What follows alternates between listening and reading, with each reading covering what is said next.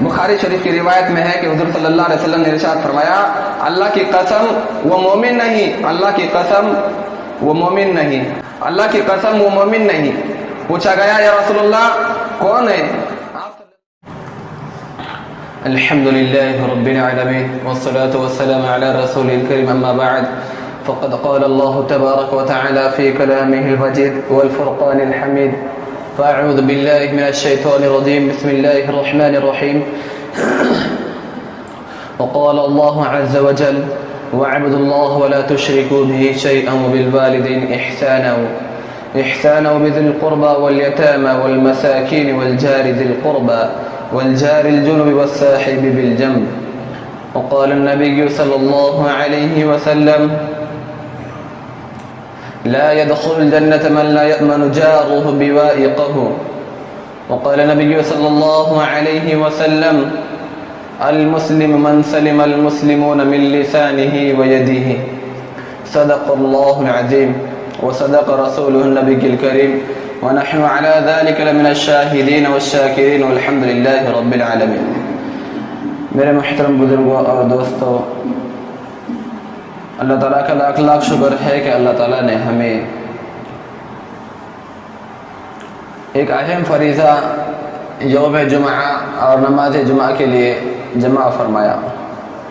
جیسا کہ گزشتہ ہفتے ہم نے سنے تھے، جس موضوع پر بات ہوئی تھی وہ تھا سود کی حرمت، سود کھانا کیسا ہے۔ اور آج جو آپ کے سامنے بات آئیں گی، آج کا جو ہمارا ٹاپک ہے جسے ہم عنوان کہتے ہیں، وہ پڑوسیوں کے حقوق ہے۔ ہمارے گھروں کے پاس جو رہتے ہیں ان کو پڑوسی اور ہمسایہ کہتے ہیں۔ ہمارے گھروں کے آس پاس آجو باجو آگے پیچھے جو رہتے ہیں اسے کیا کہتے ہیں؟ پڑوسی اور ہمسایہ کہتے ہیں۔ دین اسلام میں پڑوسی کے بہت حقوق ہے۔ تمام مسلمانوں پر یہ ذمہ داری ڈالی گئی ہے کہ وہ اپنے پڑوسیوں کے ساتھ اچھا برتاؤ کرے۔ اگر ان کو دینی یا دنیاوی اعتبار سے کوئی ضرورت ہو تو ان کی مدد کرے۔ قرآن کریم میں پڑوسیوں کے ساتھ اچھا حسن سلوک کرنے کا اور اچھا کام کرنے کی تاکید آئی ہوئی ہے۔ قرآن کریم میں اللہ تعالیٰ فرماتے ہیں اللہ کی عبادت کرو، اس کے ساتھ کسی کو شریک نہ کرو، ماں باپ کے ساتھ اچھا سلوک کرو، نیز رشتہ دار، یتیم، مسکین، قریب والے پڑوسی اور دور والے پڑوسی، ساتھ بیٹھے یا ساتھ کھڑے ہوئے شخص، مسافر کے ساتھ اچھا برتاؤ کرو۔ یہ قرآن کا حکم ہے۔ جیسا کہ میں پہلے سے آپ کے سامنے آیت پڑھا نا، وَاعْبُدُوا اللَّهَ وَلَا تُشْرِكُوا بِهِ شَيْئًا وَبِالْوَالِدَيْنِ إِحْسَانًا وَبِذِي الْقُرْبَى وَالْيَتَامَى وَالْمَسَاكِينِ وَالْجَارِ ذِي الْقُرْبَى وَالْجَارِ الْجُنُبِ وَالصَّاحِبِ بِالْجَنبِ، اس کا یہ ترجمہ ہے۔ اور یہ پہلے آیت میں جو سنے ہم نے، یہ پڑوسی کے حقوق میں تھے۔ اللہ تعالیٰ کی ذات میں کسی کو شریک نہ کرو، ماں باپ کی خدمت کرو، اچھا سلوک کرو، رشتہ داروں کے ساتھ میں، یتیموں کے ساتھ میں، اور مسکین، غریب، بیوہ اور قریب کے پڑوسی ہے یا دور کے پڑوسی ہے ان کے ساتھ میں اچھا حسن سلوک کرو، اچھا برتاؤ کرو۔ حدیث نمبر 2 میں بتایا گیا پڑوسی 3 طرح کے ہوتے ہیں اور سب سے زیادہ حق مسلمان رشتہ داروں کا ہے۔ سب سے زیادہ کس کا ہے؟ مسلمان رشتہ داروں کا حق ہے سب سے پہلا۔ حدیث پاک میں نبی کریم صلی اللہ علیہ وسلم نے ارشاد فرمایا پڑوسی 3 قسم کے ہیں۔ ایک تو وہ جو صرف پڑوسی ہیں، یعنی اس کا صرف پڑوسی کا حق ہے۔ مثلا کوئی غیر مسلم پڑوس میں رہتا ہے، دوسرا مسلمان پڑوسی ہے، یہاں 2 حق ہے، ایک مسلمان ہونے کا، دوسرا پڑوسی ہونے کا، تیسرا پڑوسی وہ جو مسلمان بھی ہے اور رشتہ دار بھی ہے، ان کے 3 حق عائد ہوتے ہیں، ایک رشتہ دار کا، دوسرا اسلام کا، تیسرا پڑوسی کا۔ بخاری شریف کی ایک روایت میں حضرت عائشہ رضی اللہ عنہا نبی کریم صلی اللہ علیہ وسلم سے پوچھا، اے اللہ کے رسول، میرے 2 پڑوسی ہیں، میں ان میں سے کس کے پاس ہدیہ بھیجوں؟ حضور صلی اللہ علیہ وسلم نے فرمایا جس کے مکان کا دروازہ تمہارے دروازے کے قریب ہو۔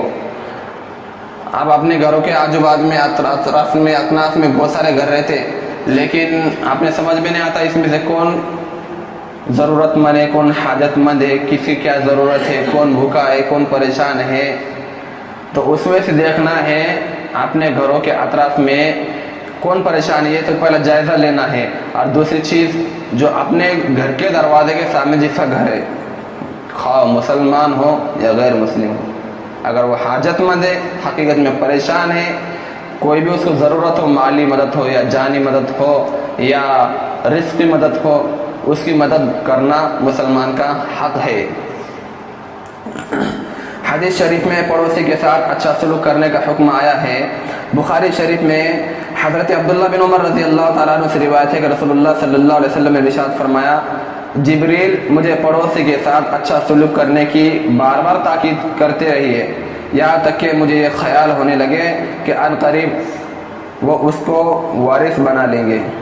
یعنی جبریل علیہ السلام نے حضور صلی اللہ علیہ وسلم کو بار بار تاکید فرمائی کہ پڑوسیوں کے ساتھ حسن سلوک کرو، ان کے ساتھ اچھا برتاؤ کرو، اور اس بارے میں اپنی تاکید فرمائی کہ حضور صلی اللہ علیہ وسلم کو خیال ہونے لگا کہ شاید آئندہ یہ حکم بھی آ جائے گا کہ جب کسی کا انتقال ہو جائے تو اس کی جائیداد میں پڑوسیوں کو بھی حصہ دیے جائے. اگرچہ ایسا حکم نہیں دیا گیا، مگر ہم اس سے زیادہ اندازہ لگا سکتے ہیں کہ پڑوسیوں کے ساتھ حسن سلوک کی کس قدر تاکید آئی ہوئی ہے. پڑوسیوں کے کھانے پینے کا خیال رکھو.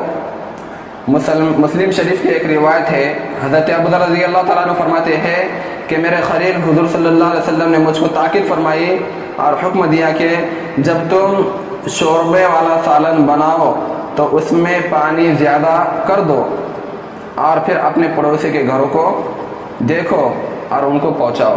یعنی جس طریقے سے ہم گوشت لاتے یا مچھی لاتے یا انڈے کا سالن بناتے یا چکن بناتے، کوئی بھی طریقے سے ہم بریانی بناتے، کچھ بھی بناؤ، اچھی طریقے سے ہم ہنڈی بناتے یا کوئی گوشت کا شوربہ بنا رہا، سالن بنا رہا، تو اس میں ایک پلی سالن یا آدھا گلاس پانی ایکسٹرا زیادہ لکھا، اس لیے کہ سالن تھوڑا اور بڑھے گا. اور اپنے پڑوسیوں کو دیکھو، اس میں سے کون حاجت روا ہے اور کون ضرورت مند ہے، اس کے پاس جاؤ، جائزہ لگاؤ اور اس کو پہنچا دو. ایک آدمی نے حضور صلی اللہ علیہ وسلم سے پوچھا کہ یا رسول اللہ، مجھے کیسے معلوم ہو کہ میں اچھا ہوں یا برا؟ آپ صلی اللہ علیہ وسلم نے فرمایا، اگر تیرے پڑوسی یہ کہتے ہیں کہ تو اچھا ہے تو سمجھ لے کہ تو اچھا ہے، اور اگر تیرے پڑوسی تجھے برا کہتے ہیں تو تو برا ہے. ایک دوسری حدیث میں آپ صلی اللہ علیہ وسلم نے فرمایا، اللہ کے نزدیک پڑوسیوں میں سب سے بہتر وہ ہے جو اپنے پڑوسی کے لیے بہتر ہے. آئے سمجھ میں؟ اللہ کے نزدیک سب سے بہتر آدمی کون ہے؟ جو اپنے پڑوسی کے لیے بہتر ہے. اور حدیث میں یہ بھی آیا ہوا ہے، المسلم من سلم المسلمون من لسانہ، کیا ہے بیٹا؟ ویدہ. مسلمان تو وہی ہے جس کی زبان اور ہاتھ کی تکلیفوں سے دوسرے مسلمان محفوظ رہے. زبان کا بھی لفظ ہے اور ہاتھ کی بھی. یدن کے معنی ہاتھ ہوتا عربی لفظ میں، اور لسان کے معنی زبان ہوتا. زبان سے کسی کو گالی دیا، زبان سے کسی کو ستایا، زبان سے برے الفاظ بول دیے، یہ زبان کی تکلیف ہوئی اپنے پڑوسیوں کو. اور ہاتھ سے کسی کو مارا یا اس کا حق دبایا یا اس کو ستایا یا ہاتھ سے کوئی بھی چوٹ پہنچائی، یہ بھی مسلمان کے حقوق میں نہیں ہے. یعنی مسلمان نے بتا رہے اس میں مسلمان نہیں ہے وہ. اور ایک حدیث میں یہ بھی بتایا ہوا ہے، لا يدخل الجنت من لا يأمن جاره بوائقه، وہ شخص مسلمان نہیں ہو سکتا جس کا پڑوسی اس کے ایذاء سے، اس کی تکلیفوں سے محفوظ نہ رہے. یعنی کہ حدیث میں سختی کے ساتھ یہ تاکید آئی ہوئی ہے کہ خواہ کوئی بھی ہو، چاہے غیر مذہب والا ہو یا مومن بھائی ہو، اس کے ساتھ میں اچھا حکم کرنے کا، اچھا برتاؤ کرنے کا اسلام اپنوں کو حکم دیتا. سب سے پہلے تو مسلمانوں کا حق ہے، چاہے وہ کتنے بھی کیٹیگری کا ہو، کتنے بھی کم درجے کا انسان ہو، اس کے ساتھ میں اچھا سلوک کرنا ہے. ہم اس کے ساتھ میں اچھا نہیں کر سکتے تو کم سے کم آخری درجے میں اس کے ساتھ میں برا بھی نہیں کرنا ہے کہ نہیں، یہ ہوتے. اور دوسری بات یہ بھی بتایا کہ شریعت آپ کو یہ بھی کہتی ہے کہ بھائی جب کوئی تم پھل فروٹ کوئی اچھی چیز کھاؤ تو دروازے کے سامنے یا پڑوسی کے دروازے کے سامنے مت پھینکو. ان کے دل میں کمزوری محسوس ہوں گی اور وہ سوچیں گے کہ ہم بہت حقیر ہے، ہمارے پاس کچھ بھی نہیں ہے. اگر ہمارے ابا کے پاس پیسہ ہوتا، مال دولت ہوتی تو ہمارے ابا نے ہم کو لا کے کھلائے ہوتے. ایک تو لا رہے کوئی چیز پھل فروٹ کوئی اچھی چیز تو اپنے پڑوسی کو بھی کھلاؤ اس میں سے. یہ میں نہیں بولوں گا کہ بھائی پورا جو لائے پورا دے دو, کم سے کم اس میں سے تھوڑا سا دو. اگر نہیں دے سکتے تو جو چھلٹے کھایا لے ہیں ان کے گھر کے سامنے مت ڈالو. ایمان جانچنے کا اصل معیار کیا ہے؟ بخاری شریف کی روایت میں ہے کہ حضور صلی اللہ علیہ وسلم نے ارشاد فرمایا, اللہ کی قسم وہ مومن نہیں, اللہ کی قسم وہ مومن نہیں, واللہ لا اکل, اللہ کی قسم وہ مومن نہیں. پوچھا گیا یا رسول اللہ کون ہے؟ آپ صلی اللہ علیہ وسلم نے فرمایا وہ شخص جس کے شر اور تکلیف سے اس کے پڑوسی محفوظ نہ ہو.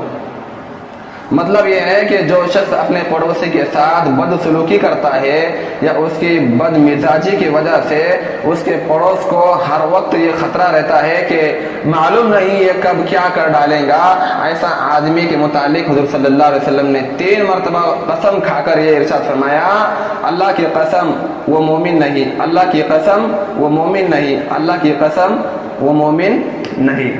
کس شخص کے بارے میں بتائیے حدیث میں؟ جیسا کہ بھائی اپنے گھر کے بازو میں کوئی پڑوسی ہے یا رشتہ دار ہے یا اپنے گھر کی چٹا کے جی کسی گھر ہے, اگر اس کے دل میں دہشت بیٹھ رہی کہ نہ جانے بھائی یہ آدمی بہت برا ہے, یہ نہیں معلوم کیا کریں گے, میں اپنے بارے میں کب کیا کاڑی کریں گا, کب کیا تکلیف پہنچائیں گا اور کب کون سی مصیبت ہمارے اوپر لے کے آئیں گا, تو ویسے شخص کے بارے میں آپ صلی اللہ علیہ وسلم سختی سے قسم کھا کر بتا رہے واللہ لا آکل کہ وہ شخص مسلمان نہیں, وہ شخص مسلمان نہیں, وہ شخص مسلمان نہیں. پھر پوچھے کون سا شخص مسلمان نہیں ہے؟ پھر فرمائے کہ اس کے شر اور اس کے تکلیف سے اس کے پڑوسی محفوظ نہ رہے.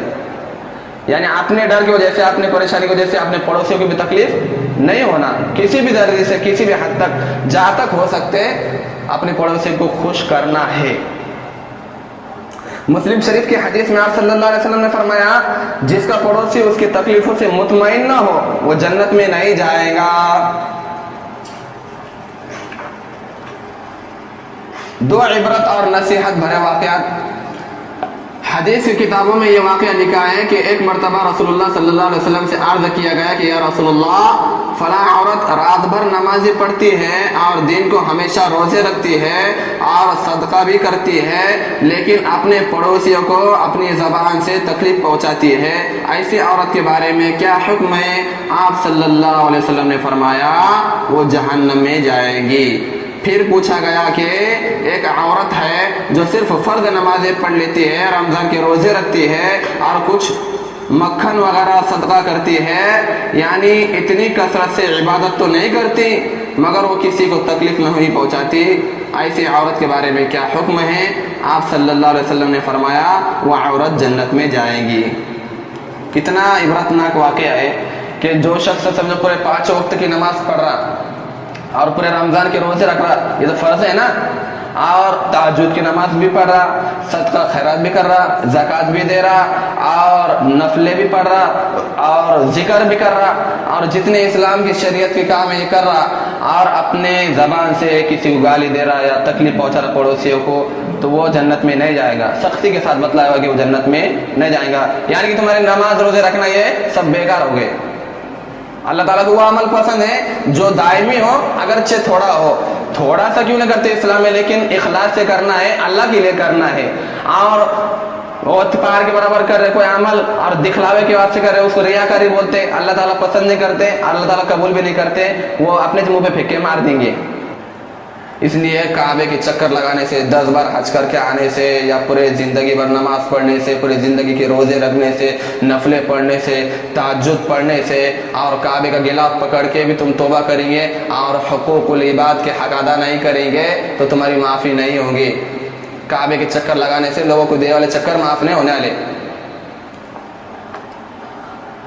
حضرت عبداللہ بن عمر رضی اللہ تعالیٰ عنہما بڑے خلیل جلیل القدر صحابی ہیں. ایک مرتبہ ان کے گھر میں ایک بکرا ذبح کیا گیا. جب وہ گھر پہنچے تو گھر والوں سے 2 مرتبہ پوچھا گیا, ہمارے پڑوسی میں جو یہودی رہتا ہے اس کو گوشت ہدیہ دیا, ہمارے پڑوس میں جو یہودی رہتا ہے اس کو گوشت ہدیہ دیا. پھر وہ حدیث سنائی کہ میں نے آپ صلی اللہ علیہ وسلم کو یہ فرماتے ہوئے سنا کہ جبرائیل علیہ السلام مجھے پڑوسی کے بارے میں بار بار وصیت کرتے رہے, یہاں تک کہ مجھے گمان ہوا کہ شاید ان کو وراثت بنا دیں گے۔ پڑوسی کو تکلیف نہ پہنچانا ایمان کا تقاضا ہے۔ صحیح مسلم و صحیح بخاری شریف کی روایت میں ہے کہ نبی کریم صلی اللہ علیہ وسلم نے ارشاد فرمایا کہ جو اللہ تعالیٰ اور آخرت کے دن پر ایمان رکھتا ہے وہ اپنے پڑوسیوں کو تکلیف نہ پہنچائے، اور جو اللہ تعالیٰ اور آخرت کے دن پر ایمان رکھتا ہو وہ اپنے مہمان کا اکرام کرے، اور جو اللہ تعالیٰ اور آخرت کے دن پر ایمان رکھتا ہو وہ بھلی بات کہے یا خاموش رہے۔ پڑوسی کے بارے میں برائی کرنا زیادہ سخت اور خطرناک ہے۔ ایک مرتبہ حضور صلی اللہ علیہ وسلم نے صحابہ سے زنا کے بارے میں پوچھا کہ زنا کرنا کیسا ہے؟ لوگوں نے کہا کہ وہ حرام ہے، اللہ اور اس کے رسول صلی اللہ علیہ وسلم نے حرام قرار دیا ہے۔ آپ صلی اللہ علیہ وسلم نے فرمایا لیکن پڑوسی کی بیوی سے بدکاری کرنا 10 عورتوں کے ساتھ بدکاری کرنے سے زیادہ خطرناک ہے۔ پھر آپ صلی اللہ علیہ وسلم نے چوری کے بارے میں دریافت کیا کہ چوری کرنا کیسا ہے؟ آپ صلی اللہ علیہ وسلم نے عرض کیا حرام ہے، اللہ اور اس کے رسول صلی اللہ علیہ وسلم نے اس کو حرام قرار دیا ہے۔ آپ صلی اللہ علیہ وسلم نے فرمایا مگر پڑوسی کے گھر میں چوری کرنا 10 گھروں میں چوری کرنے کے مقابل زیادہ سنگین گناہ ہے۔ آیا سمجھ میں یہ؟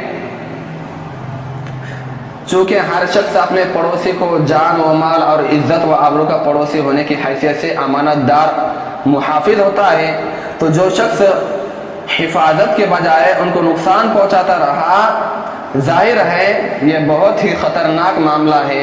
اس لیے حضور صلی اللہ علیہ وسلم نے عام چوری اور عام زنا کے مقابل میں پڑوسی کے گھر میں چوری کرنے اور پڑوسی کی بیوی کے ساتھ بدکاری کرنے کو زیادہ سخت بتلا دیا ہے۔ پڑوسیوں کے کچھ حقوق، ایک حدیث میں حضور اکرم صلی اللہ علیہ وسلم نے پڑوسیوں کے چند حقوق بیان فرمائے۔ ایک صحابی نے حضور صلی اللہ علیہ وسلم سے پوچھا کہ یا رسول اللہ میرے اوپر میرے پڑوسی کا کیا حق ہے؟ آپ صلی اللہ علیہ وسلم نے فرمایا اگر وہ بیمار پڑ جائے تو تم اس کی عیادت کرو،